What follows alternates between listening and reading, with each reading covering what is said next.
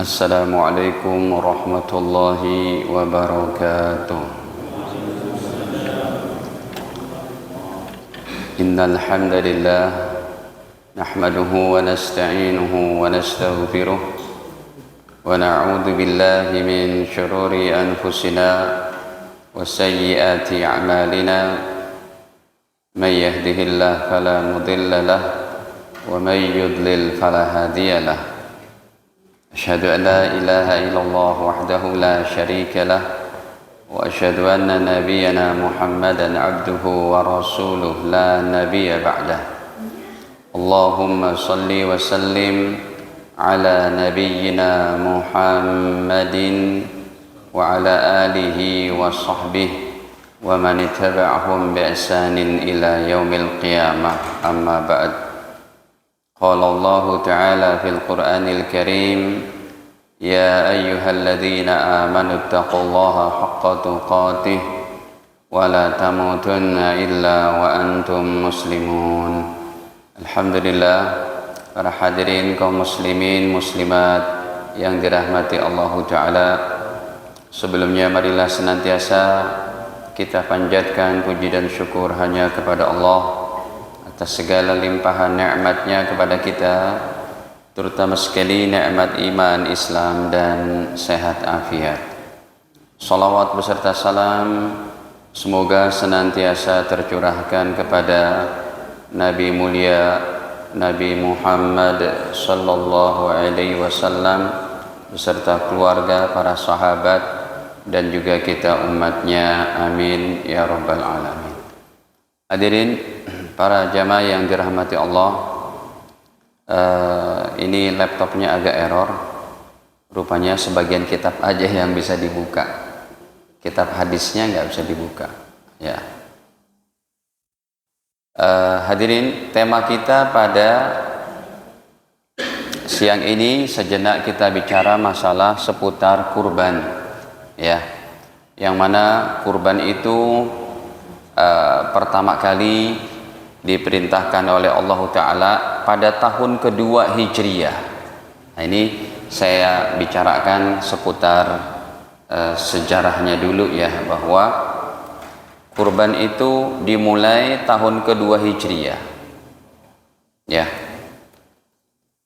kurban disyariatkan tahun kedua Hijriyah di kota Madinah. Dan Rasulullah selama 14 tahunan memang belum ada syariat berkurban.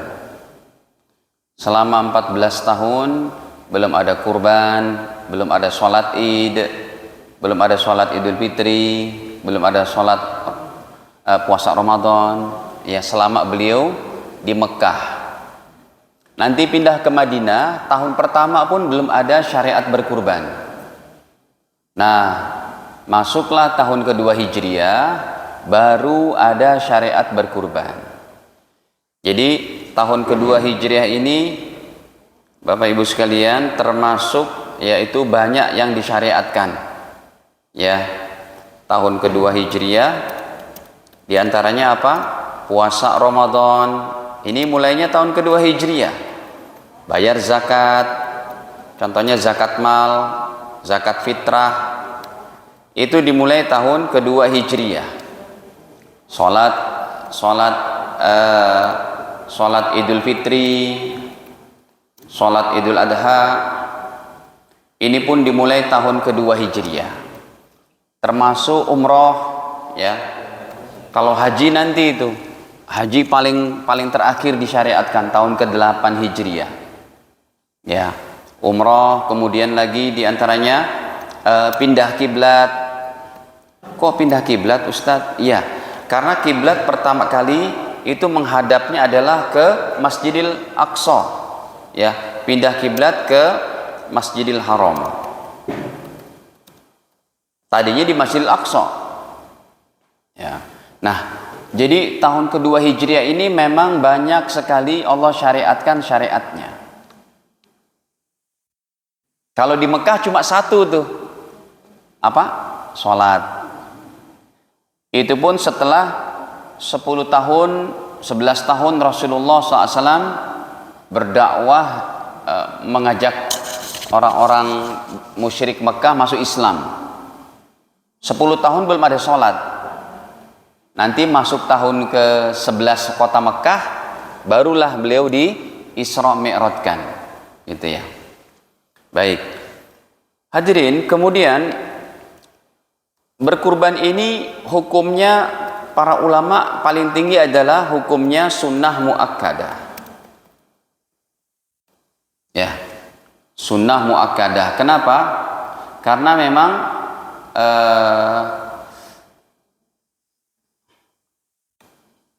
hukumnya sunnah muakkadah, jadi tidak wajib. Akan menjadi wajib bila dinadarkan. Contohnya, ya Allah, bila anak saya sembuh dari sakit, ya Allah, anak saya lulus dapat perguruan tinggi negeri, atau saya mau jual rumah, ya Allah, belum laku-laku udah 3 tahun, dinadarkan kalau terjual rumah saya mau berkurban. Nah, itu jadi wajib. Tapi kalau tidak ada ini itunya, maka kurbannya disebut kurban sunnah. Kenapa? Kenapa hukumnya para ulama katakan kurban sunnah? Ya, karena tidak ada ancaman yang meninggalkannya. Ya, contohnya, bila mampu dan tidak kurban, ini tidak ada ancaman masuk neraka. Ya, sebagaimana kriteria perkara wajib yang ditinggalkan, masuk neraka atau dilaknat atau jadi orang zolim. Nah, ini tidak ada kategori-kategori seperti ini, tidak ada. Ya, jadi ada orang yang dia mampu tapi tidak berkurban, maka hukumnya tidak haram, ya, tapi hukumnya adalah mampu tapi tidak kurban. Ini hukumnya makruh saja sih, tidak sampai haram. Coba kita buka nih hadisnya. Ini laptopnya, semoga bisa ya. Riwayat Imam Abu Daud pada 2000 sekian, 3200 deh, 3242. Ini bisa nih, alhamdulillah. Nabi bersabda, jadi paling tinggi ini ancamannya nih. Man kana lahu sa'atun, siapa yang mempunyai keleluasaan rezeki, walam yudahi, tapi tidak berkurban, kata Nabi, fala yaqrabanna musallana, kamu tidak usah mendekati tempat sholat Idul Adha kami. Nah, setakat itu ancaman dari Nabi. Kamu mampu tapi tidak berkurban, udah, tidak usah ikut syiar Islam dalam sholat Idul Adha, begitu. Jadi nggak ada ancaman masuk neraka, masuk ini itu, gitu ya. Hadirin, hanya saja sekalipun ini sunnah, ini jadi wajib bila dinadarkan. Emang boleh Ustadz bernadar? Boleh. Kata Nabi, siapa yang bernadar untuk taat kepada Allah, silakan dia lakukan. Tapi bernadar untuk maksiat, tidak boleh dia lakukan. Ya, ya Allah, kalau anak saya sembuh dari penyakit 10 Dzulhijjah, 11 Dzulhijjah atau 12 sampai 13 saya mau berkurban, anaknya sembuh, itu berarti hukumnya wajib. Ya, maka bila nazarnya dikabulkan oleh Allah, maka wajib dia untuk berkurban. Ini saya tuliskan dulu ya. Bila nazarnya ya terkabulkan, maka wajib berkurban. Ya, bernazar sih bisa juga dengan puasa, bisa juga dengan memberi makan orang fakir miskin, asal jangan bermaksiat. Kalau anak saya sembuh, anak saya dapat perguruan tinggi negeri, saya mau nadarnya ngajak teman-teman saya minum whisky, itu haram, itu tidak boleh. Ya, atau gini, ya Allah, saya punya rumah nih, harganya 10 miliar warisan orang tua, Saya mau jual dari tahun berapa belum laku-laku.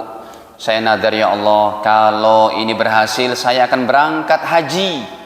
Pakai haji furoda. Ya sekarang memang nggak keluar, kan tahun kemarin keluar gitu ya. Sekarang memang tidak keluar. Pakai haji furoda yang 1 miliar. Ya, yang ada jaminan dapat lah, ikut maktur gitu.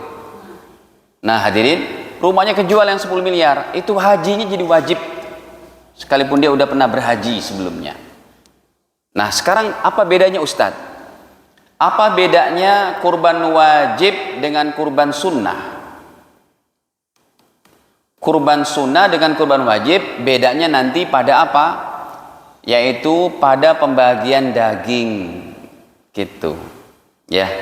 Bedanya pada distribusi pembagian daging, kulit dan lain-lain. Nah ini penting, karena kalau kurban sunnah boleh itu berlaku surat Al-Hajj ayat 36 ya. Bagi kurban sunnah boleh daging boleh diberi ya, dinikmati oleh siapa? Yang pertama pengurban, yang kedua orang mampu. Orang mampu boleh. Tetangga kita Pak punya mobil, punya rumah, tapi tidak berkurban. Anda menyembelih itu, dapat tuh nanti dari masjid 10 kantong, 7 kantong, 7 plastik gitu ya. Satu kasih tetangga tuh. Boleh. Nih ayatnya. Memang terutama siapa? Fakir miskin. Ayatnya ada dalam surat Al-Hajj pada ayat ke 36. Nih. Ini hilang lagi nih. Error memang. Lagi error. Tuh, Allah firmankan surat Al-Hajj 36. Wal budna ja'alnaha lakum min sya'airillah, dan onta-onta yang kami jadikan untuk kalian semua min sya'airillah, dari syiar agama Allah. Ya, lakum fiha khair, banyak sekali kebaikannya dalam berkurban itu. Nanti kita sebutin tuh pahala berkurbannya. Fadhkuru smallahi 'alaiha shawaf, maka bacalah bismillah ya ketika menyembelih hewannya itu. Shawaf sambil apa? Sambil berdiri disembelihnya. Karena sapi disembelih berdiri. Saat itu Allah berfirman untuk sembelihan sapi. Tapi kalau kambing onta maksud saya, onta disembelih sambil berdiri. Tapi kalau sapi, kambing dan kerbau itu diapain dulu? Direbahkan dulu. Fa idza wajabat junubuha, kalau hewannya sudah jatuh, fakulu minha, silakan kalian makan. Jadi yang berkurban boleh dapat daging kalau kurbannya kurban sunnah. Wa at'imul qani', boleh membagi tetangga yang mampu, yang tidak minta-minta, yang berkecukupan. Wal mu'tar, terutama sekali kepada fakir miskin. Terutama sekali kepada fakir miskin. Nah, para jamaah dirahmati Allah, ini kalau kurban sunnah. Tapi kalau kurban wajib atau kurban nadar, semua daging hewan hanya untuk fakir miskin. Nggak boleh untuk yang lain. Semua daging hanya untuk fakir miskin. Kalau dimakan sama orang yang mampu, berdosa yang memberinya itu. Ini hukum daripada kurban wajib kalau dinazarkan. Nah hadirin ya, kurban wajib ini sama tuh pembagiannya juga sama dengan kurban atas nama mayit ya. Kurban wajib ya, pembagian dagingnya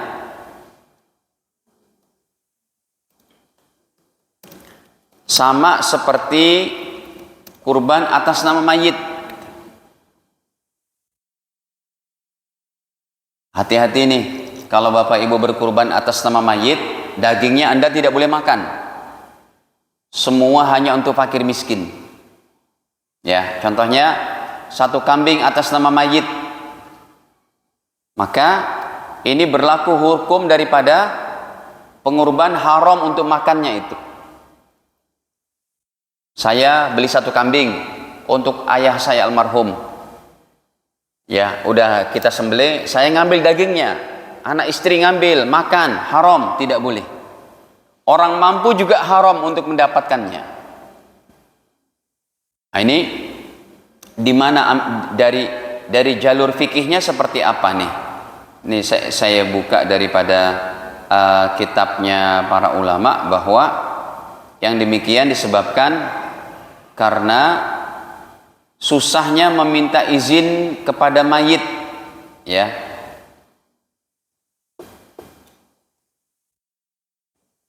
Oh, ini kitabnya belum saya buka, ini error. Contohnya dalam Fiqhul Islam wa Adillatuhu, ya, karya Syekh Wahbah Zuhaili. Ini di sini ada nanti apa sebabnya kalau kita berkurban atas nama mayit, ya, nama orang tua kita, kenapa tidak boleh? Ini sebabnya nih. Rata-rata semua kitab fikih berbicara masalah ini, hadirin. Nggak ada yang nggak bicara tuh. Saya buka puluhan kitab fikih yang panjangnya hampir 1 meter membicarakan ini. Ini termasuk kitabnya panjangnya hampir 1 meter nih. Namanya Fiqhul Islam wa Adillatuhu, karya Profesor Dr. Wahbah Zuhaili. Nah, di sini beliau berkata tuh, ya, wa yajibu, dan wajib at-tasadduq bi jami'iha, daging kurban untuk mayit ataupun kurban wajib diberikan kepada semuanya, alal fuqara, kepada fakir miskin, walaysa limudhahiha, dan tidak boleh dinikmati oleh anaknya yang membeli kambing, wala li ghairihi minal aghniya, dan tidak boleh dinikmati dagingnya kurban untuk mayit kepada orang mampu, al aqlu minha, untuk memakannya, ya. Ini sebabnya apa? Li ta'azzuri iznil mayyit fil akli, karena nggak mungkin, ya, kita minta izin sama si mayit. Itu fikihnya di situ. Kalau sudah atas nama 1 kambing, atas nama mayit, maka kita datang ke kuburan bapak kita, Pak, minta dagingnya Pak, gimana tuh dapat izinnya? Di situ para ulama katakan, maka, ya, hati-hati itu. Contohnya begini, kalau memang nanti ini, contohnya kan ada tuh yang kita sapi, contohnya sapi patungan 7 orang, yang 5 atas nama yang hidup, yang 2 atas nama mayit. Nah, ini repot nih. Kalau 2/7-nya kemakan, bercampur dagingnya, kemakan sama orang kaya, haram hukumnya. Kan biasanya tuh kalau sekomplek dibagi rata, ya. Nah, itu harus hati-hati nih para panitia. Mendingan nggak usah pakai nama atas nama mayit. Nih saya ajarkan begini, hadirin. Kurban untuk mayit itu ada 2, ya. Kurban untuk mayit itu ada 2. Yang pertama, kurban atas nama mayit. Ini yang tadi itu, yang setrik, semua daging kulit untuk fakir miskin. Nah, ini kalau panitia tidak jeli, ada dagingnya yang kemakan sama orang kaya, orang mampu, haram. Mendingan dijadikan nomor 2 saja. Nomor 2 apa? Ini yang dicontohkan Nabi, kurban atas nama yang hidup, tetapi penyertaan pahala untuk mayit. Jadi disembelih atas nama yang hidup dulu. Coba kita buka hadisnya, ya. Dalam Sahih riwayat daripada Imam Muslim pada 5203, Nabi Muhammad SAW pernah berkurban 1 kambing. Lalu beliau niatkan begini, ya. Nih. Lalu beliau niatkan apa? Beliau baca doanya tuh, 1 kambing nih. Bismillah, dengan menyebut nama Allah. Allahumma taqabbal, ya Allah terimalah 1 kambing ini. Min Muhammadin, dari Muhammad. Wa ali Muhammadin, dan pahalanya untuk keluarga Muhammad. Jadi 1 kambing 1 jiwa, pahalanya boleh disertakan untuk berapa orang saja, dan pahalanya untuk keluarga Muhammad. Siapa keluarga Nabi Muhammad yang sudah meninggal saat itu? Khadijah, Ibrahim anaknya yang laki, Abdullah anaknya yang kedua laki juga, Qasim anaknya yang ketiga. Kan anak laki-laki Nabi Muhammad meninggal semua tuh, usia kecil, gitu kan. Bahkan Rasul pernah menghadiahkan pahala kurban untuk umatnya. Wa min ummati Muhammadin, dan pahalanya juga untuk umat Muhammad. Tapi ini dari atas nama yang hidup. Siapa di sini yang hidupnya? Nabi Muhammad. Nah, kalau panitia ada yang kebagian dapat apa itu? Atas nama yang 5 orang yang hidup, 2 orang udah meninggal, mendingan semuanya diganti atas nama yang hidup. Nanti yang mayit tinggal diniatin aja masing-masing. Untuk ayah kita, ibu kita diniatin aja pahalanya. Yang jelas bukan atas nama yang hidup. Baik. Nah, hadirin ya. 1 kambing itu 1 jiwa. Nanti yang 1 jiwa boleh niatkan sekeluarga. Tetapi maksimal kurban itu tidak terbatas. Maksimal kurban bebas, mau berapa saja. Kenapa? Dalam hadis Imam Ahmad, Rasulullah pernah berkurban dengan 100 onta. Nih hadisnya coba kita tampilkan. Riwayatnya sekarang Imam Ahmad bin Hambal. Ya, dalam riwayat Imam Ahmad bahwa Rasulullah SAW pernah berkurban dengan 100 onta. Makanya itu kita dapati para konglomerat ya, artis-artis, ada yang nyembelih 1 di masjid rumahnya, 1 sapi lagi di kampungnya, 1 sapi lagi di kampung istri, boleh. Karena memang kurban itu semaksimal mungkin kita punya harta kita kurbankan. Tapi minimalnya 1 kambing 1 jiwa, 1 kambing atau 1 nama 1 orang. Ya, tidak bisa sekeluarga, tidak bisa seini. Tapi tinggal diniatin saja ya, sekeluarga. Nah, ini contohnya dari sahabat Abdullah bin Abbas bahwa kata beliau, nahara Rasulullah SAW fil haji. Rasulullah pernah berkurban pada musim haji. Mi'ata badanatin, 100 onta. Ya.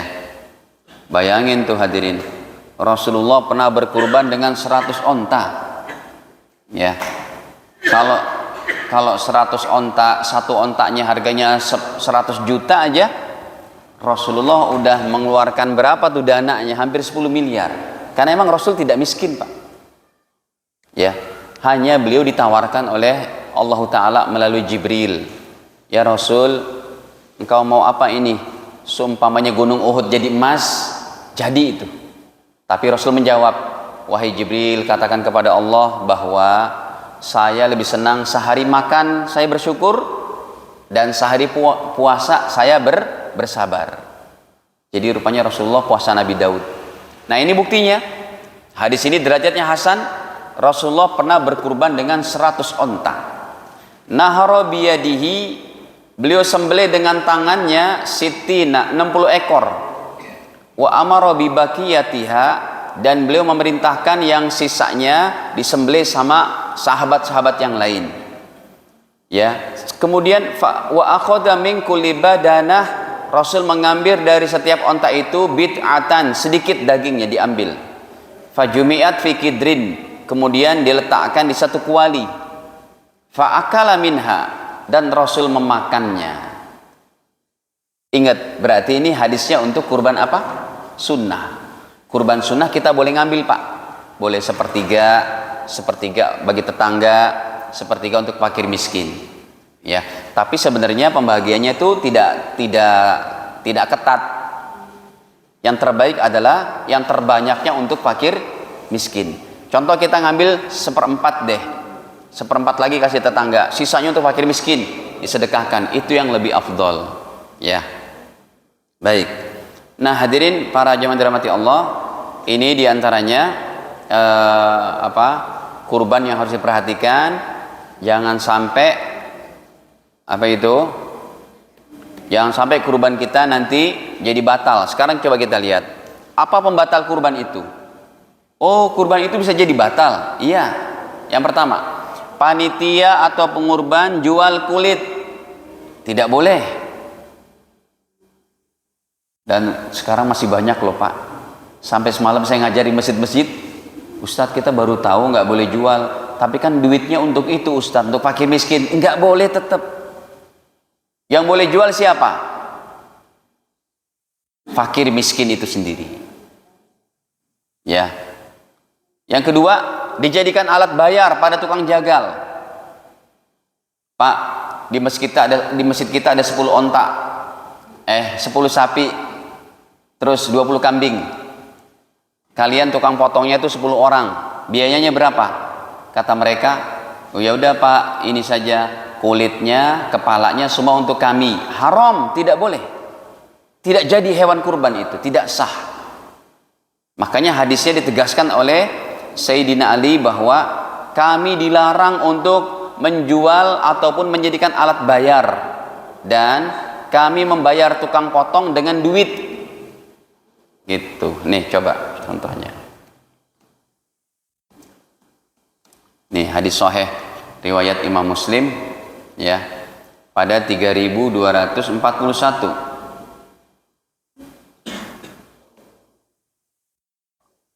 Hadirin, kata Sayyidina Ali, amaroni Rasulullah sallallahu alaihi wasallam, saya diperintah oleh Rasul an aqum ala budani, supaya saya yaitu menyelenggarakan penyembelihan onta-onta beliau. Wan atasaddaq bilahmiha, saya diperintahkan bersedekah ya, untuk dagingnya kita sedekahin. Wa juludiha, kulitnya. Wa ajillatiha, kaki-kakinya ya. Kemudian kata beliau, wa alla u'til jazzar minha, saya dilarang membayar tukang potong dengan kulit, kepala dan sebagainya. Sehingga Sayyidina Ali berkata, nahnu nu'tihi min indina, kami membayar pakai uang-uang kami. Kan kita tuh ada yang namanya uang apa? Ongkos potong ya. Ongkos potongnya itu Bapak Ibu sekalian, itu dibebankan kepada pengurban. Nah, nantilah di situ kita apa? Bayar tukang potong. Lalu Ustadz, bagaimana kalau tukang potongnya udah kita bayar, lalu kulitnya tetap kita kasih? Boleh, tapi diomongin, Pak, ini uangnya nih Pak ya, untuk ongkos potongnya. Pak, ini kulit dan yang lainnya kita sedekahkan untuk Bapak. Boleh seperti itu. Makanya hati-hati nih, ini bisa menjadi pembatal kurban kita. Panitia atau pengurban yaitu jual kulit, kepala dan lain-lain. Yang kedua, dijadikan alat bayar kepada tukang jagal. Lalu caranya gimana itu kulit? Kalau kulit panitia mau jual, hendaknya panitia ya mencari orang yang mustahik ya. Cari mustahik tuh. Siapa mustahik? Ya mohon maaf, kayak merbot, satpam. Nanti biar mereka yang jual ya. Mereka yang jual kepada tukang apa, kita serahkan, Pak ini kulitnya tolong jualkan. Nanti hasilnya baru deh dibagi-bagi sama DKM. DKM yang ngatur ya. Dibagi kepada siapa? Ke tukang, ke satpamnya yang jualin, ke merbotnya kasih berapa-berapa, nanti berikan lagi kepada fakir miskin yang lain ya. Nah hadirin, kemudian gini, termasuk di sini panitia dilarang menerima upah dari hewan kurban kecuali panitianya fakir miskin.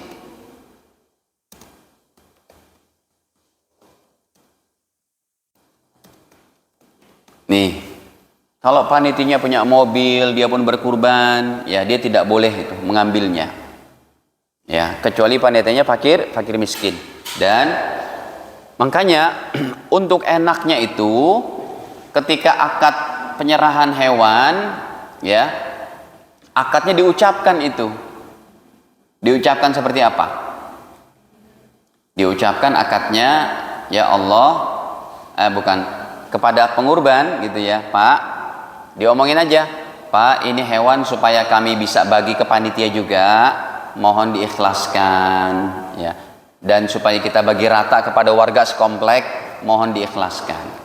Nah, kalau ada akad, ya, akad menerima hewan itu, ya, mohon diikhlaskan. Karena kita akan bagi merata sekomplek.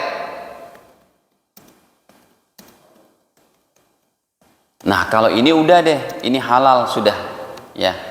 Kalau udah diakadkan kayak begini, halal. Karena ada tuh panitia, diambil daging, panitianya nggak berkurban. Panitianya nggak berkurban, daging diambil, dimasak untuk makan siang bareng-bareng. Kalau pala pengurbannya belum diakadkan di awal, belum mengizinkan, itu jadi haram makannya itu. Makanya di awal ada yang nyerahkan kambing, kita akadkan, Pak, nanti kalau Bapak sudah dapat jatah, mohon diikhlaskan, kami akan bagi merata. Ya, kalau udah begitu baru deh panitia juga boleh dapat, boleh makan, karena udah diikhlaskan. Jadi sebenarnya panitia itu tidak boleh menerima daging kecuali panitianya sendiri berkurban. Berarti dari apa? Dari daging hewan yang dia beli sendiri. Nah, ini keutamanya sangat tinggi nih, Pak. Ya. Keutamanya sangat tinggi kalau kita apa? Kalau kita benar caranya, ya. Contohnya begini keutamannya. Yang pertama itu adalah kita menjalankan siapa? Menjalankan daripada sunnah Nabi Ibrahim alaihissalam.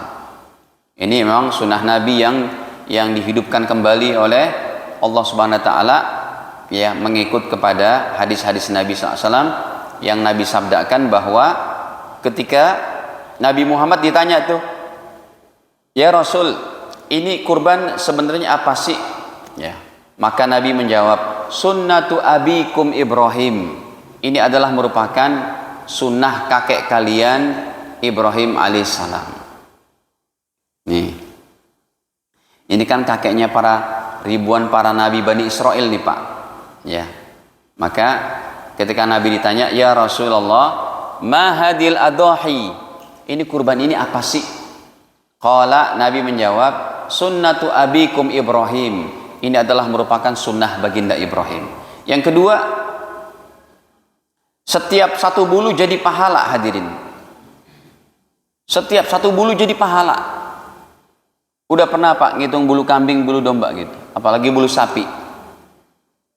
Ini kurban emang benar-benar pahalanya hebat, ya. Ini pun ada dalam hadisnya, diantaranya Nabi sabdakan, bikulli sya'ratin hasanah. Kata Nabi, setiap satu bulu jadi pahala. Bikulli sya'ratin minasub hasanah. Setiap bulu domba juga jadi satu pahala. Gitu. Sedangkan hadirin yang ketiga, keutamanya adalah jaminan ibadah kurban kita diterima oleh Allah sebelum jatuh ke tanah. Ini hadisnya diantaranya riwayat Imam Tirmidzi, ketika Nabi SAW bertanya, ya, kepada siapa? Ketika Nabi SAW menyampaikan di hadapan para sahabat. Jadi hadirin, kalau sholat kita belum ada jaminan tuh diterimanya. Haji, umroh, tahajud, belum ada jaminan. Tapi kalau ini ada jaminan. Ketika apa? Darah sebelum sampai ke tanah. Nih, kata Nabi, wa inna dam la yaqa' minallahi azza wa jal bimakanin. Sungguh darah itu sudah sampai kepada Allah. Qabla ayyaqa' alal ardi, sebelum jatuh ke tanah. Berarti hitungan detik tuh. Bismillahirrahmanirrahim, Allahu Akbar. Hitungan detik dia jatuh ke tanah, udah diterima sama Allah. Makanya sayang kalau kita ada duit nggak berkurban. Hadirin, yang terakhir keutamanya adalah, kata Nabi, rohani orang yang berkurban semakin baik, semakin dijaga oleh Allah. Rohani, Pak.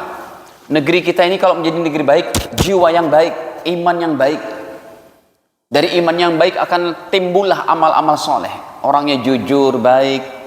Orangnya tidak suka marah, tidak memfitnah, tidak begini gitu dan macam-macam. Jadi dengan berkurban bisa jadi maslahat negeri, maslahat kota di mana kita tinggal. Ini janji Nabi SAW. Coba kita lihat. Kata Nabi, lanjutan hadis ini, fatibu biha nafsa. maka menjadi baiklah jiwa-jiwa yang berkorban. Maksudnya jiwanya itu akan dijaga oleh Allah, menjadi orang yang penyabar, orang yang dermawan, orang yang rajin sholat berjamaah, sholat tahajud, orang yang rajin baca Quran. Itu jiwa yang baik. Rupanya dari berkurban bisa menjadi imbas-imbas kepada amalan yang baik. Justru hadirin, kalau jiwa kita makin baik, kiamat makin tertunda, Pak. Ya, karena kalau ada orang masih banyak ibadah, kiamat tidak akan datang, itu kata Nabi. Nah, nanti untuk sholat Idul Adha pun, ya, sebenarnya sholat Idul Adha itu fleksibel banget, tidak kayak sholat Jumat. Ya, kalau sholat Jumat memang harus ada syarat 40 orang kalau dalam mazhab Imam Syafi'i. Ya, tapi kalau sholat Idul Adha, satu orang juga boleh, nggak pakai khutbah. Dulu ingat nggak masa kita COVID? Kita sholat Idul Fitri, Idul Adha di rumah itu, sama anak istri. Masih ingat nggak, Pak? Nggak ingat ya? Apa mau didatangkan lagi COVID yang lain? Nanti lockdown lagi dong. Ini aromanya kayak ada COVID lagi, naudzubillah nih. Di Thailand udah 1.000 orang lebih itu. Ya, hadirin. Jadi sholat Idul Adha itu lebih fleksibel.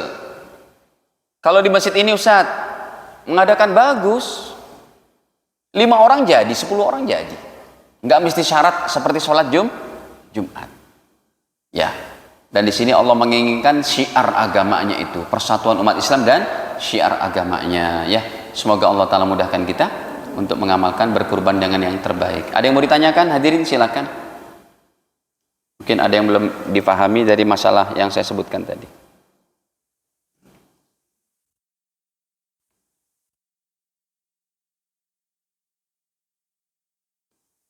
Ada, Pak? Iya.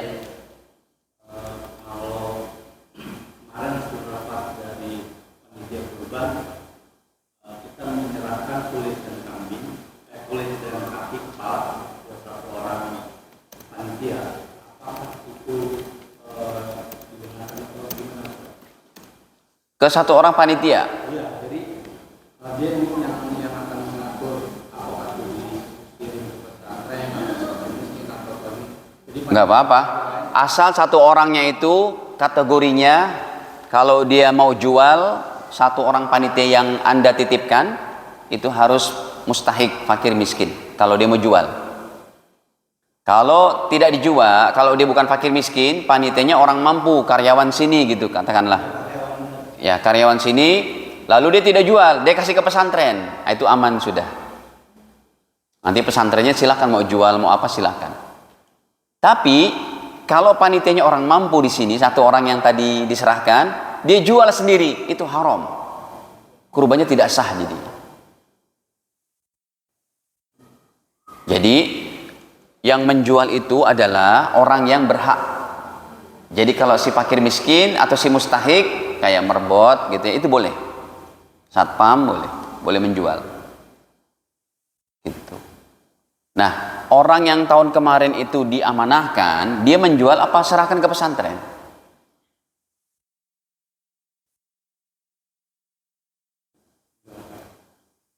Diserahkan ke pesantren, ya itu aman lah kalau serahkan ke pesantren. Asal jangan dijual. Kalau mau jual, tidak boleh dia berakad jual belinya. Serahkan aja ke mana yang tadi saya bilang, ke satpam, merbot atau imam masjid, biar nanti mereka yang ngurus yang jual. Nanti dananya boleh dibagi-bagi. Ya, kita kasih tahu nanti bagi-bagi ya, kan ini lumayan banyak nih, bisa 3 juta, 4 juta. Karena satu kulit sapi itu kita jual, Pak, harganya bisa sampai 500.000. Kulitnya aja.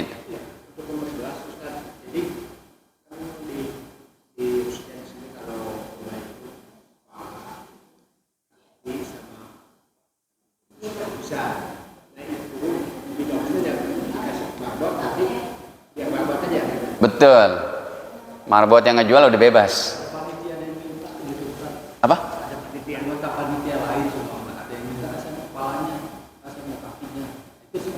Kalau diminta nggak apa-apa, asal dimakan, jangan dijual. Panitia boleh dapat. Tadi udah saya tulis, panitia ya, panitia boleh dapat, boleh, asal apa tadi? Asal sudah minta izin sama, sudah diakatkan. Minta izin sama siapa? Sudah diizinkan sama makanya ini akad paling aman nih. Saya contohin, datang nih kepada saya panitia di masjid saya, Pak Ustadz, ini saya serahkan kambing saya. Pak Ustadz, ini saya serahkan uang saya 4 juta patungan sapi. Baik, saya terima ya Pak, saya sebagai wakil pengurban. Pak, nanti setelah Bapak dapat jatah, mohon diikhlaskan, saya akan mengurus bagi rata kepada fakir miskin dan warga yang mampu tetap dapat. Iya Pak Ustadz, nggak apa-apa, itu aman. Tapi kalau nggak ada akad kayak begitu, panitia yang mampu dia dapat, padahal dia nggak berkurban, itu nggak boleh.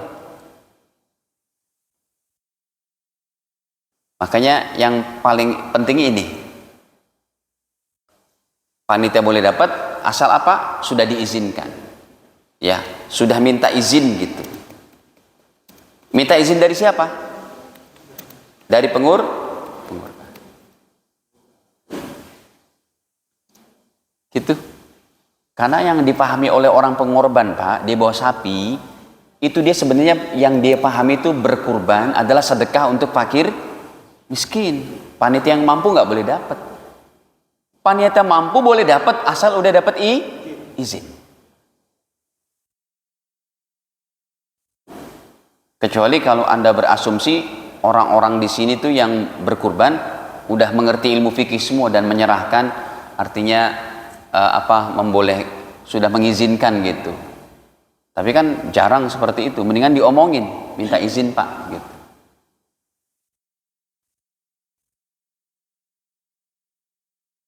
Baik, ada lagi?